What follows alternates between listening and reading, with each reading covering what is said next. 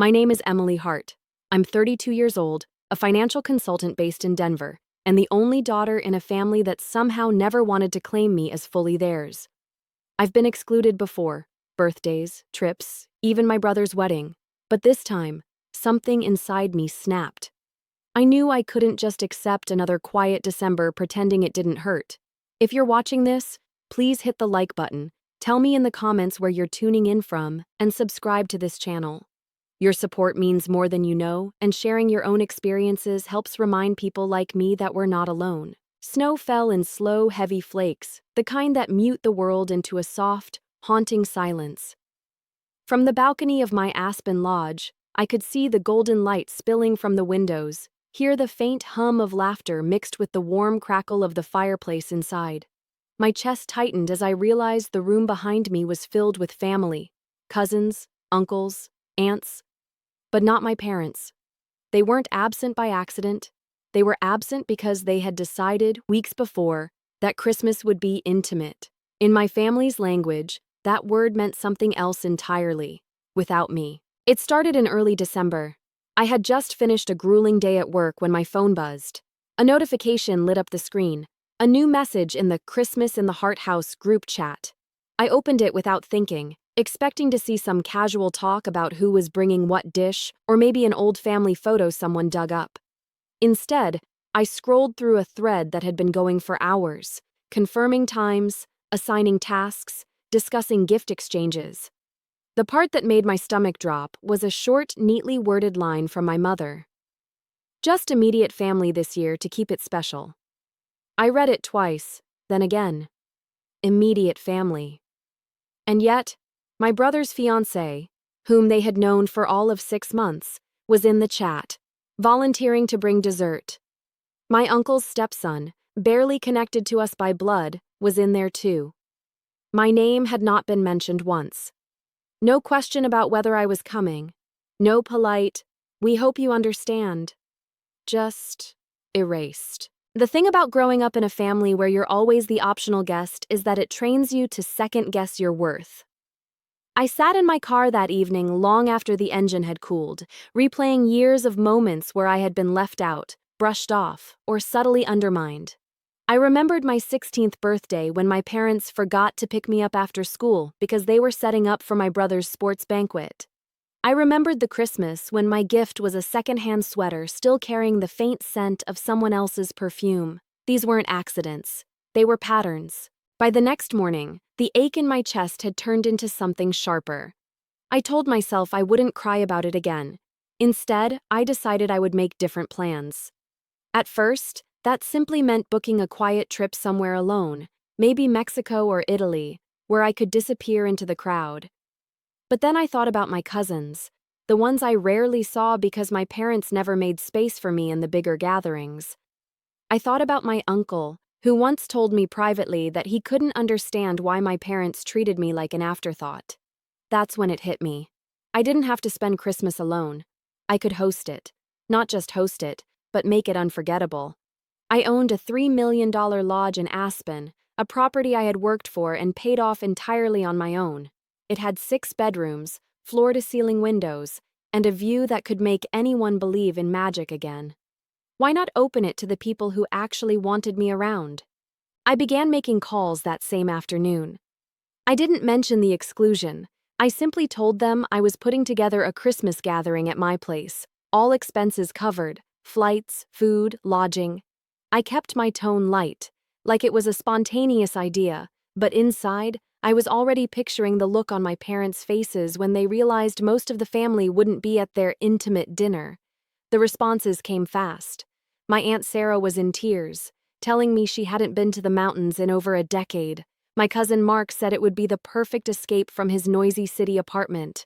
Every yes I got made me feel lighter, like I was reclaiming a piece of the holidays that had always been denied to me. In the evenings, after work, I planned every detail. I ordered garlands thick with pine cones and berries, rented a grand piano for the living room, and booked a private chef to handle the meals. I made sure there would be a decorated tree in every bedroom. I wanted it to feel like the kind of Christmas I had always dreamed of as a child, but never received. Yet, even as I wrapped myself in the excitement, I couldn't shake the undercurrent of sadness. The truth was, no matter how beautiful the lodge looked, no matter how full the rooms would be, a part of me still wanted my parents to want me there. But that was the thing about certain wounds. You stop waiting for the people who hurt you to heal them. You learn to stitch yourself back together. By the week before Christmas, everything was in place. Flights confirmed, bedrooms assigned, snow already beginning to fall in Aspen. My parents still hadn't reached out, and I hadn't given them a reason to suspect I was doing anything unusual. I knew they'd find out soon enough, and when they did, it wouldn't be through me. I wish I could say that being cut out of Christmas came as a shock. But in truth, it was only the most recent chapter in a book I'd been reading my whole life. A book my parents had been writing line by line since the day I was born. In our family, love wasn't something freely given. It was a currency, traded in for compliance, admiration, or the convenience of fitting their narrative. My brother, Michael, learned early how to collect it. He was golden from the start, the star athlete, the one with the easy smile, the one who could do no wrong. If he came home with a C on his report card, it was because the teacher had it out for him. If I came home with an A-, it was because I wasn't applying myself. The pattern was subtle at first, like a faint watermark on a page, but it deepened as the years went on. I became the extra place setting, the afterthought, the "we'll see if she's available" name mentioned when the plans were already made. And every time I tried to push back, I was met with the same tired lines. "You're too sensitive. Stop making everything about you. We didn't mean it that way." When I was 8, there was a family Christmas photo that still lingers in my mind. We'd all dressed up for it. My mother in a deep red dress, my father in a wool sweater, Michael in a little blazer that made him look like a miniature adult. I had worn a green dress I was proud of, one my grandmother had sewn for me. I remember standing next to my father, waiting for the photographer's cue. And then, just before the flash went off, my mother stepped forward, gently guiding me out of the frame so the three of them could have one special picture together. It was always little things like that. Not outright cruelty, but an accumulation of choices that left no room for me. A Christmas morning where my gifts were all practical: socks, gloves, a plain notebook, while Michael's pile was stacked with gadgets and games. A family vacation where my ticket was forgotten until the day before departure, when flights had tripled in price and my parents suggested it would be better if I stayed home with a friend. For a long time, I blamed myself. I thought maybe I was hard to love. I wasn't as naturally charming as Michael. I didn't have the same effortless way of making people laugh. I was quieter, more observant, the kind of kid who liked reading in corners instead of playing loudly in the center of the room.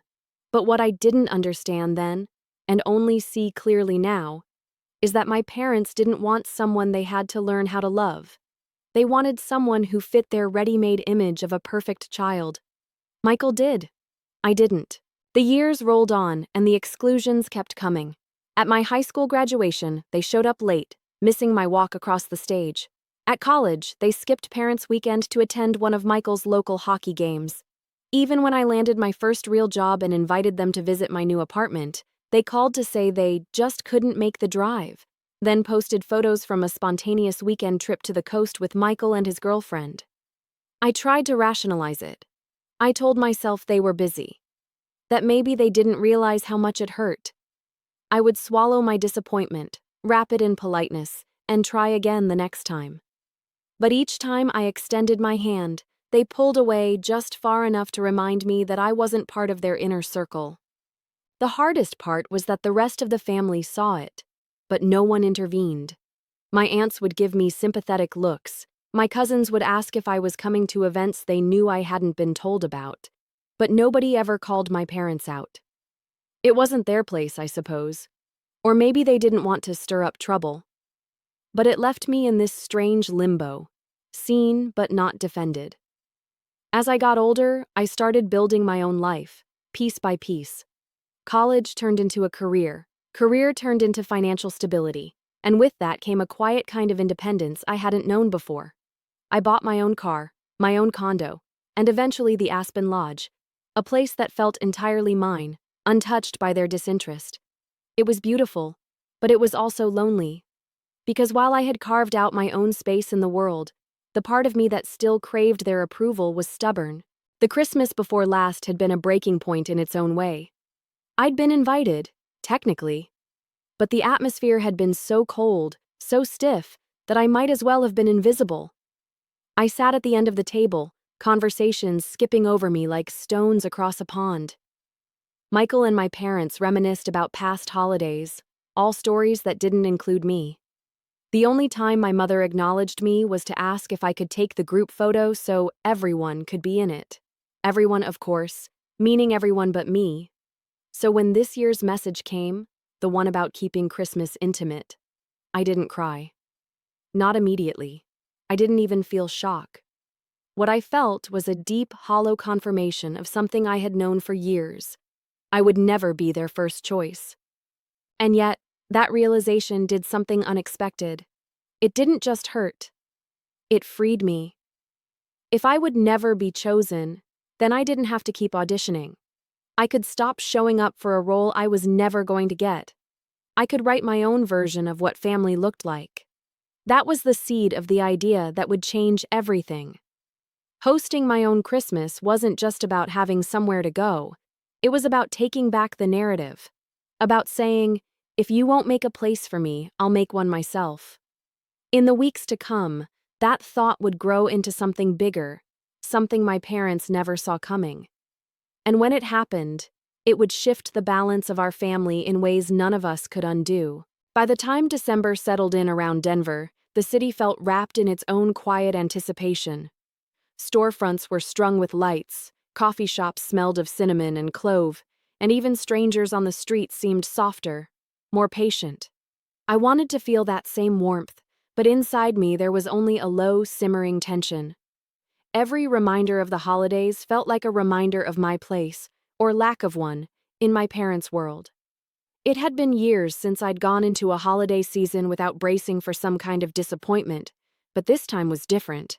I wasn't just bracing for it. I'd already absorbed the blow. That short, surgical sentence from my mother, just immediate family this year, to keep it special, had been both a cut and a cure. The cut was obvious, but the cure was this. There was no more guessing where I stood, no hoping they'd come through at the last second, no rehearsing small talk in the car on the way to their house. The verdict was in.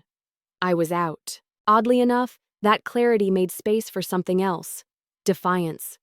In the weeks after reading that message, I kept my routine as normal as possible on the surface. I worked my hours, hit the gym, answered client calls, but my mind kept drifting to the same thought. If they didn't want me at their table, maybe I should build a better one they'd never be invited to. I thought about my lodge in Aspen. When I first bought it, I imagined it as my sanctuary, a place to escape to on long weekends, somewhere to host small gatherings with friends. It was a piece of my success I was proud of, a visible marker of how far I'd come from the girl who grew up knowing she'd always be second place. But now I was seeing it differently. It wasn't just a getaway. It was a stage. The more I considered it, the more the plan took shape. I could invite the rest of the family, everyone my parents assumed would be at their house. I could cover the costs, make it irresistible, and quietly shift the center of gravity away from them. It wouldn't be revenge, exactly. At least that's what I told myself at first.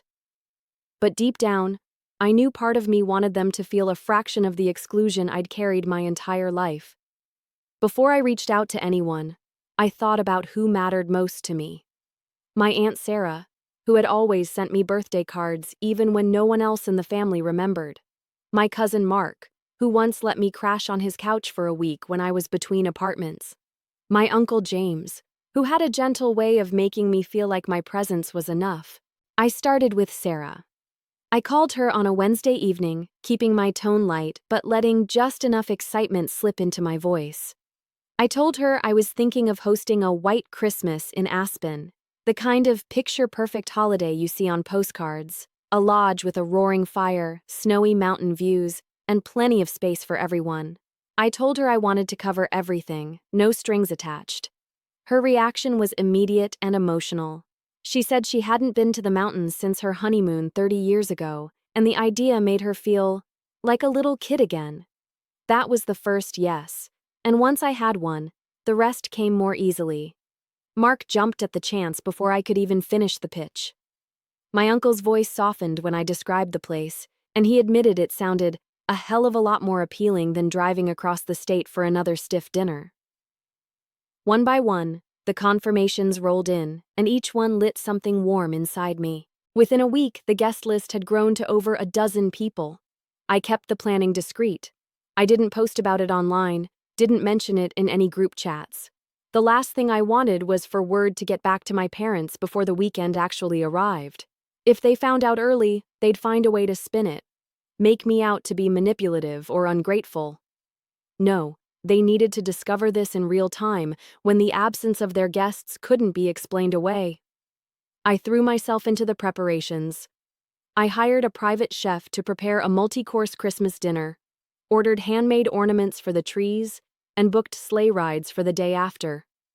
I made sure each bedroom had a little welcome basket, hot cocoa tins, wool socks, and handwritten notes. The lodge had never looked more beautiful in my mind, and yet, beneath the excitement, there was still a trace of unease. Hosting the people I cared about was one thing, but the unspoken truth was that this was also about sending a message. A part of me wondered if I was crossing into the same cold territory my parents had occupied for so long, using the holidays as a weapon. But then I remembered all the years I had shown up, smiling through clenched teeth, and left feeling smaller than when I arrived. If creating something joyful for myself and the people who wanted me there was cold, then maybe cold wasn't such a bad thing after all. The week before Christmas, Denver was hit with an early snowstorm. Streets were slick with ice, trees drooped under the weight of fresh powder, and everything smelled faintly of pine. It was perfect, a slow build to the moment I'd been planning for. My phone buzzed with messages from guests confirming their flights, asking if they should bring anything. I told them no, just themselves.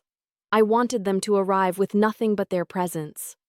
In the quiet moments, though, I kept imagining what my parents' Christmas morning would look like. The empty seats, the awkward silences, the realization that nearly everyone they'd expected had chosen to be somewhere else. I didn't know if they would put the pieces together, that I had been the reason for their empty table, but I hoped they would.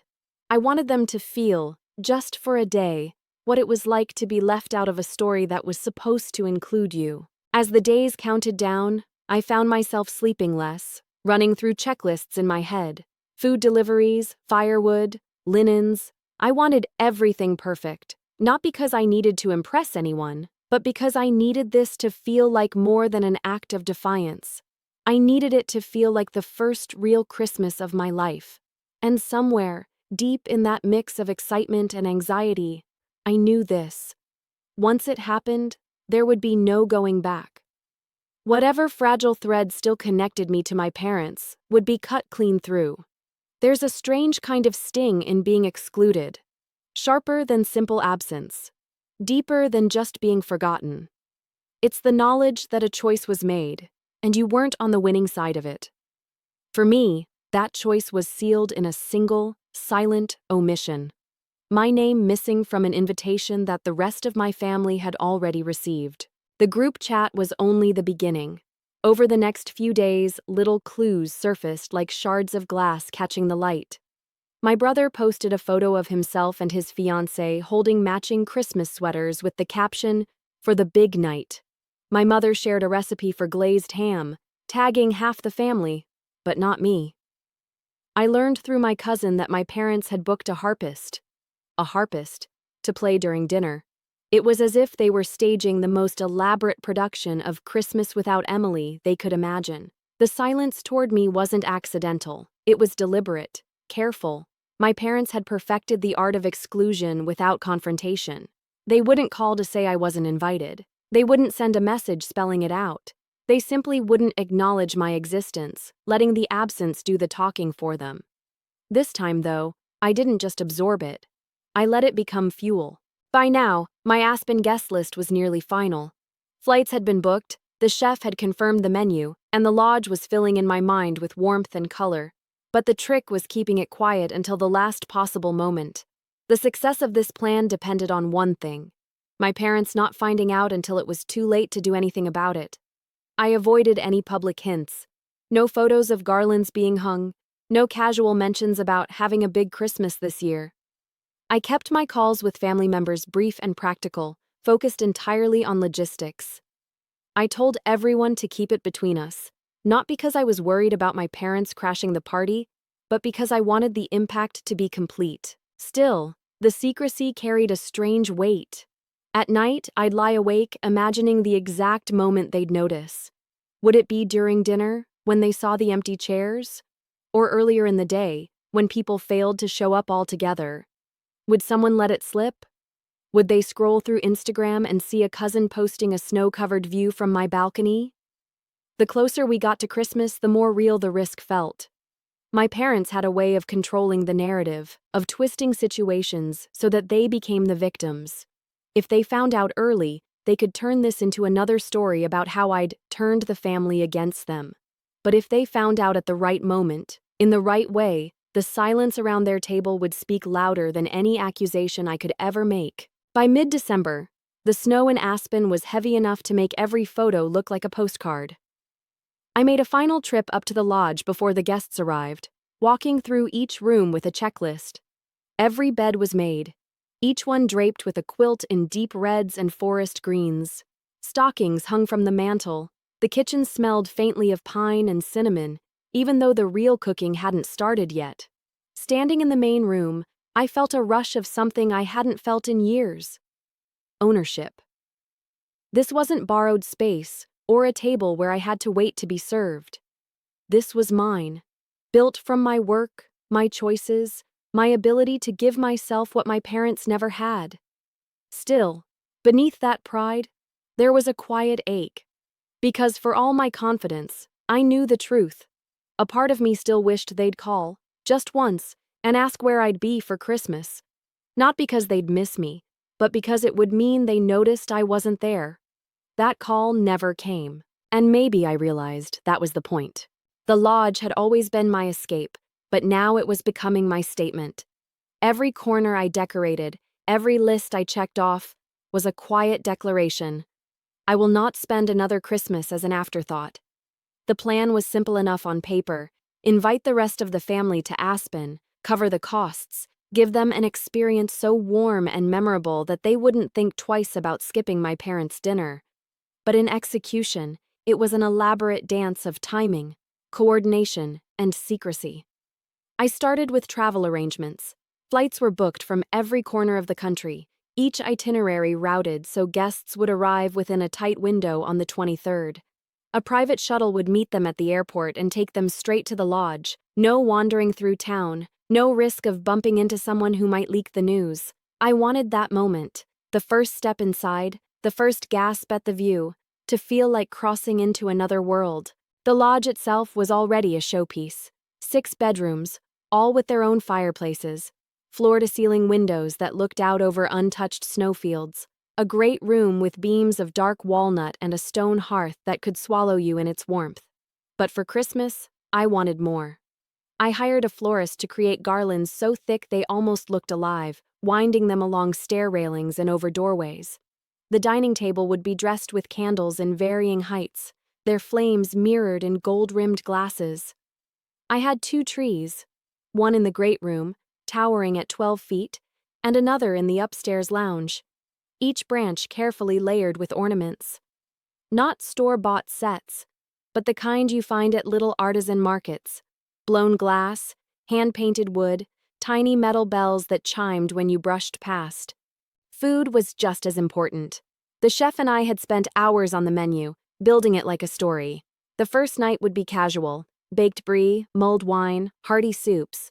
Christmas Eve would lean into tradition: roast turkey, honey-glazed carrots, rosemary potatoes. And Christmas Day? A feast. Lobster tails, lamb, truffle pasta, champagne that never stopped flowing. I wanted no one to feel the urge to step outside for anything. As the date crept closer, I found myself waking earlier than usual, the adrenaline buzzing before sunrise. My phone was a steady stream of confirmations. Relatives sending pictures of packed bags, weather updates, little notes saying they couldn't wait. I replied to each one, careful not to let my excitement push into gloating. This wasn't about rubbing it in. Not entirely. It was about creating something of my own. And yet, I couldn't ignore the irony. For years, my parents had been the gravitational center of our family gatherings. Everything revolved around their house, their menu, their approval. Now, in the quiet of my planning, I could feel that pull weakening, shifting toward me. It wasn't just that people were coming. It was that they wanted to. I made one last trip to Aspen on the 21st to oversee final preparations. The drive up was pure winter, snow swirling across the highway, mountains standing like frozen giants against a pale sky. By the time I reached the lodge, the place already felt alive. The florist's work was done, the trees glimmered in the soft light, and the pantry shelves were stocked to bursting. Walking through the rooms, I imagined the life they would hold in just a few days. My uncle settling into the armchair with a book, my cousins playing cards at the kitchen table, the echo of laughter bouncing off the beams. It would be the Christmas I'd always wanted, even if I had to build it from scratch. Still, there was a hum under the surface, the awareness that, while my guests would be stepping into warmth, my parents would be stepping into absence. They'd glance at their half-empty table, wonder at the silence where laughter should be, and maybe, for the first time, taste the loneliness they'd served me all my life. Whether they understood the reason or not didn't matter. By the time they realized what was happening, it would already be too late. The morning of the 23rd began in silence, the kind that only exists in the mountains. The air was crisp enough to sting my lungs, and the snow outside the lodge glittered under a sun that hadn't yet crested the peaks. It was the kind of day that looked painted, too perfect to be real. I stood by the window for a moment, holding a mug of coffee, letting myself imagine what the next 48 hours would feel like. By midday, the quiet would end. My guests would arrive in waves, shuttles pulling up the long winding drive with their tires crunching over packed snow. I had timed it so they'd all reach Aspen within a 2-hour span, enough for the excitement to build in layers, each arrival feeding the next. The first text came just after 10. Landed. Snow here is incredible. Then another. Shuttle just left. See you soon. By the time the third buzzed through, I could feel my heart thudding faster. This was happening. Months of planning. Weeks of secrecy. And now it was real. I moved through the lodge, checking everything one last time. Fires were lit in both main fireplaces. The dining table was already set for the evening. Chargers in deep gold, white linen napkins tied with twine and sprigs of rosemary. Music drifted softly from the speakers, a mix of piano carols and the low hum of jazz. I wanted them to walk in and feel as though they'd stepped into another world, one that existed only for them. The first shuttle appeared at the top of the drive just after noon. My Aunt Sarah stepped out first, bundled in a thick coat, her face lighting up as she took in the lodge. Behind her came my Uncle James and Cousin Mark, both grinning, their breath turning to mist in the cold air. I met them at the door, taking coats, leading them into the warmth. The moment their boots hit the polished wood floors, the reaction I'd been hoping for unfolded. Eyes widening, smiles stretching, the kind of awe that needs no words. Within the hour, the second group arrived, then the third. Each arrival was like adding another log to the fire. The energy grew richer, fuller, until the lodge felt alive in a way I'd never experienced before. People wandered from room to room, pausing to admire the views, the trees, the garlands. Someone commented that it felt like a set from a Christmas movie, and I felt a flicker of pride. That's exactly what I'd been going for. Outside, snowflakes had started to drift down, thin and lazy, catching in the hair and scarves of the cousins who ventured out to explore the grounds. Inside, the kitchen was beginning to smell like the first night's meal. Melted brie, garlic, fresh bread warming in the oven. I moved through it all quietly, making sure drinks were topped up, bags were taken to rooms, and no one felt unattended. But even in the midst of the noise and comfort, there was a thread of tension running through me. I knew my parents would notice the absence soon. They'd be expecting messages from some of these people, little confirmations of arrival, photos from the drive. Instead, they'd be met with silence. Maybe they were already wondering why no one had checked in. As the sun dipped toward the mountains, the lodge glowed against the snow. Lights in every window, smoke curling from the chimneys, laughter spilling into the cold air every time someone opened the door. From the outside, it must have looked like the very definition of holiday warmth. That night, after dinner, we gathered in the great room. The fire roared, casting light across faces I loved but so rarely saw all together. My aunt sat knitting by the hearth, my cousins argued good-naturedly over a board game, and my uncle dozed in an armchair with a blanket over his knees. I sat back and watched it all, letting the moment sink in. For the first time in years, I felt not just included, but central. This was my table, my gathering, my story. And somewhere, in a house not too far away, my parents were sitting down to theirs, a table with more empty seats than they'd ever expected. I didn't know if they understood yet, but they would. The morning of Christmas Eve broke cold and pale, the mountains draped in a fresh layer of snow that had fallen silently through the night. Inside the lodge, the air was warm and humming with life, the smell of cinnamon rolls baking, the sound of muffled footsteps upstairs, the occasional burst of laughter drifting from the kitchen. I woke earlier than most, padding barefoot to the great room to stir the fire back to life. As the flames caught, I glanced at my phone resting on the mantel. A part of me didn't want to check it yet. I knew there was a chance the messages had started coming in, and I wasn't sure if I wanted to face them while the house still felt so calm. When I finally picked it up, the screen was dotted with notifications. Most were harmless: flight confirmations from late arrivals, photos from cousins walking the trails outside. But mixed in were the first signs of what I'd been anticipating. Missed calls from my mother, 3 in a row, left without a voicemail. A short clipped text from my father. "Where are you spending Christmas?" And one from Michael, blunt and to the point. "Did you invite everyone to Aspen?" I didn't respond. Not yet. By mid-morning, more calls came in. Some of them I let ring out of curiosity, wondering how many times they'd try before they realized I wasn't going to pick up. I imagined their dining room, the harpist rehearsing in the corner, the table half set, the air already heavy with a kind of discomfort they didn't know how to name. The empty chairs would be impossible to ignore. While my phone buzzed in my pocket, the lodge was alive with movement.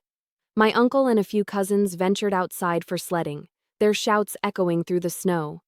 My aunt stayed in the kitchen, helping the chef with trays of cookies. The soundtrack of the day was entirely different here: light, unforced, warm. It was just after lunch when the first real wave of anger came through. A long text from my mother, sentences strung together without punctuation, spilling over with accusation. She wrote that I had manipulated the family, that I had stolen their holiday, that I had deliberately tried to embarrass them. The words were sharp, but underneath them I could hear the disbelief. This was not a scenario she'd ever envisioned. Me creating something better, something that drew people away from her orbit. I didn't reply to her either. I knew if I engaged now, I'd be pulled into the same old cycle: defend, explain, be dismissed. Instead, I slipped my phone into a drawer in the upstairs office and went back to the great room, where Mark was starting a fire for the evening. The silence on my end was intentional. I wanted the absence to speak louder than anything I could type. Let them sit with the reality that this year their intimate Christmas was not by design, it was by consequence. By the time evening fell, I could feel the tension reaching its peak. One of my cousins admitted quietly that my parents had called them too, fishing for information. They'd kept the secret, sticking to vague answers, but the discomfort was clear.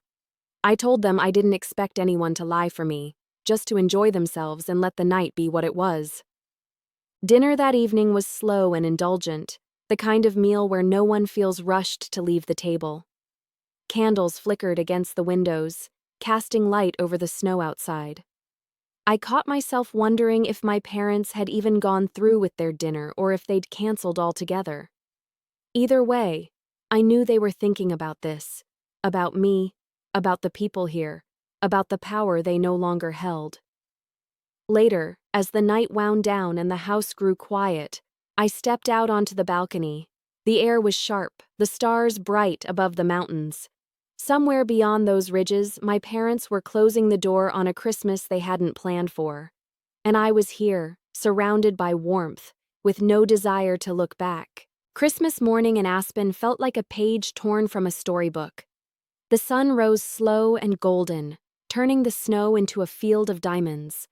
Inside the lodge, the tree lights glowed softly, stockings hung heavy with gifts, and the smell of fresh coffee and cinnamon rolls wrapped around everything like a blanket. I should have been fully present in it, the laughter of my cousins as they peeked into their stockings, the sound of wrapping paper tearing. But the low vibration of my phone in the office upstairs kept tugging at me. By now, I had ignored over a dozen calls from my parents. Michael had texted twice more, both times more frustrated than the last. "This is petty, Emily. You've made your point. Answer Mom and Dad." The truth was, I didn't know if I wanted to answer at all. It wasn't about avoiding the confrontation. It was about choosing when, and on whose terms, it would happen. I let the morning play out without interruption. We had breakfast around the long table, everyone leaning in over coffee, sharing quiet stories. I watched my uncle's eyes light up as he talked about the mountain view from his room. Saw my aunt tear up when she unwrapped a handmade ornament I'd picked for her. These were the moments I had built this for. Unhurried, genuine, far from the undercurrent of criticism that always lingered in my parents' house. It was just after midday, when most of the guests had drifted off for naps or short walks outside, that I decided to pick up the phone. I didn't go into the great room or the kitchen. I stayed in the upstairs office with the door closed, the hum of the lodge muffled. I dialed my mother's number, and she answered before the first ring had even finished. Her voice was sharp from the start. She didn't ask how I was, didn't wish me a Merry Christmas. She demanded to know why nearly half the family had abandoned their holiday to come to mine. The words she used were deliberate. Abandoned, stolen, manipulated, as if I had orchestrated a coup instead of an invitation. I didn't rush to defend myself. Instead, I let her speak until she ran out of steam, the silence on my end forcing her to fill the air. When she finally paused, I said, as evenly as I could, that I had invited the family because I wanted to spend Christmas with people who wanted me there. I told her I hadn't tried to control anyone's decision. They had chosen to come. That's when her voice shifted from anger to disbelief. She couldn't understand why I would go out of my way to disrupt their plans. And there it was. The assumption that they were the default, the center, and that any deviation was an act of sabotage. I reminded her calmly that I had not been invited to their Christmas, that the message about just immediate family had been clear. She tried to backpedal then, saying she hadn't meant it like that it wasn't personal. But those words rang hollow after decades of being treated as the optional guest in my own family. I told her it had been personal for years. She just hadn't noticed. At some point, my father's voice joined the call, cutting in with his usual detached tone. He said this whole thing was blown out of proportion and that family shouldn't keep score. I almost laughed at that, because that's exactly what they'd done for my entire life. Kept score of my worth, my presence, my place at the table. And every year, I'd lost points without even knowing why. The conversation didn't explode into a screaming match, but it didn't resolve into anything warm either.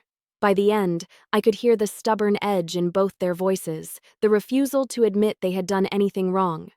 I told them I wasn't going to argue further, that I hoped they enjoyed the rest of their day, and I ended the call before they could reply. When I came back downstairs, the lodge was bathed in the late afternoon glow.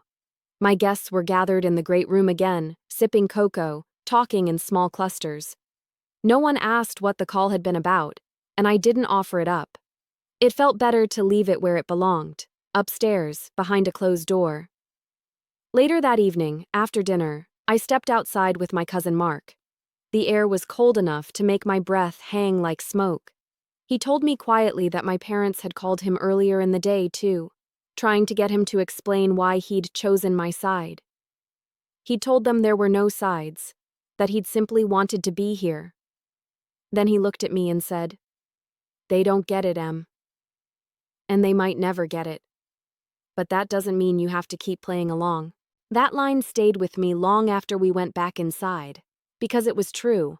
I had been playing along for years, pretending that the scraps of attention they gave me were enough. Pretending I could somehow work my way into their affection if I just showed up one more time, smiled through one more slight. But this year, I'd finally stepped off that stage. And the world hadn't ended. In fact, it had never felt more full. By the time everyone went to bed, the tension from that phone call had faded into the background noise of clinking glasses and soft music. The lodge was quiet again, the kind of quiet that comes not from absence, but from contentment. I knew the fallout from this would linger. I knew my parents would carry their version of the story, and that I would be painted in theirs as the one who fractured the holiday. But as I looked around the house, at the half-empty wine bottles, the trail of blankets draped over chairs, the faint smell of wood smoke, I felt certain of one thing. I had built something better, and no amount of their denial could take that from me. The day after Christmas, Aspen was still blanketed in white, but the frenzy of the holiday had softened into something slower, quieter. The lodge was hushed in the early morning, the kind of silence that comes after days of laughter and late nights. The echo of joy still there, but resting. I padded through the great room barefoot, collecting stray mugs, folding the blankets draped over chairs. The big tree in the corner still glowed, but now the space beneath it was littered with scraps of ribbon and bits of torn paper. It looked lived in, used up in the best possible way. Guests began to trickle in slowly, rubbing sleep from their eyes, clutching mugs of coffee. The conversations were softer now, full of small stories from the days before. No one mentioned my parents. No one brought up the tension that had hummed under the surface. This had been our Christmas, and that was all anyone wanted to hold on to. By midday, people began packing. The shuttles would start running in the afternoon, and one by one, the rooms that had been full of voices and laughter emptied. I helped carry bags down the stairs, hugged my Aunt Sarah for longer than usual, and promised my cousin Mark that we'd see each other before next Christmas. Each goodbye left the lodge a little quieter, the air a little stiller. When the last shuttle pulled away, I stood on the porch for a while, watching its taillights disappear down the drive. The silence that followed was different from the one I'd felt on Christmas morning. This wasn't anticipation. It was release. Inside, the house felt enormous without the people in it. Every room echoed. I walked through slowly, touching the banisters, trailing my hand along the dining table, pausing in doorways just to take in the stillness. This place had been full to the brim just hours ago, and now it was mine again. That afternoon, I made myself tea and sat by the window, watching the snow fall. My phone lay on the table beside me, dark and quiet. I knew there would be messages waiting if I turned it on. My parents' lingering disapproval, maybe a cousin's attempt to smooth things over. But I didn't reach for it. For the first time, I didn't feel the need to respond. I thought about the conversation with my mother and father, about the sharpness in their voices, the refusal to see my side. I knew this would leave a mark on whatever relationship we had left. But as I sat there in the soft glow of the fire, I realized that maybe that wasn't the worst thing. The ties had been thin for years. This had only exposed them fully. What mattered was what had happened here, in this lodge, over the last few days. I had created something my parents never could. A space where I was wanted, where no one questioned my presence or weighed my worth. It had been more than a holiday. It had been proof. That night, I didn't bother turning on the TV or distracting myself with noise. I let the quiet stay. I sat with it, and for once, it didn't feel empty. It felt earned. When I woke the next morning, the lodge was silent again. Not the lively hush of sleeping guests, but the deep, settled quiet that comes when a place has returned fully to itself. Outside, the mountains stood steady under a pale sky, and the snow on the drive was untouched except for the tracks left by the last shuttle the day before. I moved through the house slowly, almost ceremonially, as if closing a chapter with each task. The stockings came down from the mantel. The platters and wine glasses were washed and stacked. The ornaments came off the trees, one by one, each wrapped in tissue and packed away for next year. It felt different this time. Not like the post-holiday letdown I'd known in my parents' house, but like clearing the stage after a show you were proud to have performed. My phone had stayed off for nearly 24 hours. When I turned it back on, the flood of messages came quickly. My parents' names were at the top. Short, clipped notes from my father, longer, winding paragraphs from my mother. The tone had shifted since Christmas Day. There was less anger now, more wounded pride. But the undercurrent was the same. They couldn't understand why I'd done this. They wanted me to explain. For once, I didn't feel the urge to.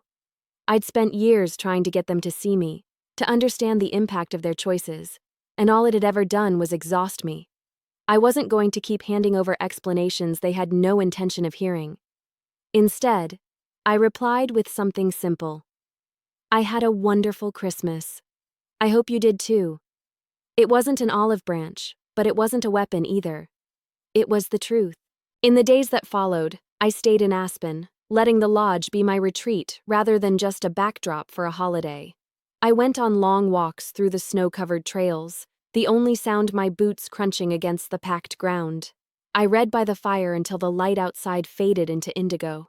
I cooked for myself in the quiet kitchen, the air fragrant with rosemary and lemon.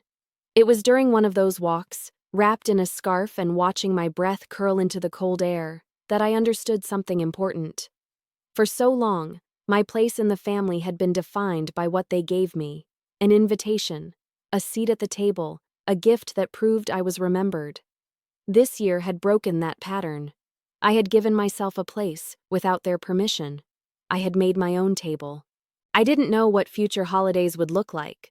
Maybe some relatives would return to my parents' house next year. Maybe some would come back to Aspen. Maybe the family would split in a way that could never be mended. But for the first time, the uncertainty didn't scare me. I had built something worth keeping, and I knew I could do it again. On my last night in the lodge before heading back to Denver, I sat in the great room with the lights dimmed, the fire low. Outside, the snow fell in slow, steady sheets, catching the glow from the windows. I thought about the girl I had been, the one who sat quietly at the end of my parents' table, waiting to be noticed. I thought about how far away she felt now. I knew this wouldn't be the end of the story with my parents. There would be more tense conversations, more moments where the distance between us showed, but I also knew that the power I'd taken back this Christmas wasn't something they could undo. I had proof now, proof that family could mean something different, something chosen, something that felt like home. So if this story resonated with you, please like and subscribe to support this channel, and share it with someone who might need to hear it. And tell me in the comments, have you ever had to make your own table when the one you were given didn't have a seat for you?